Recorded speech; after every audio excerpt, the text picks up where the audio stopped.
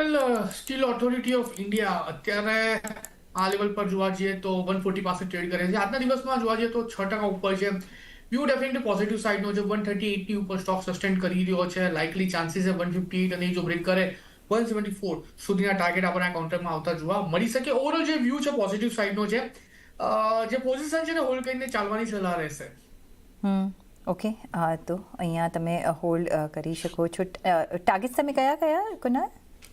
Target અમે 160 અને જો બ્રેક કરે તો 175. ઓકે, 160 અને 175. 160ને સરપાસ કરે છે તો 175ના પણ તમને લેવલ્સ જોવા મળી શકે છે. તો અત્યારના માટે તમે પવનભાઈ આ સેલને હોલ્ડ કરીને ચાલી શકો છો.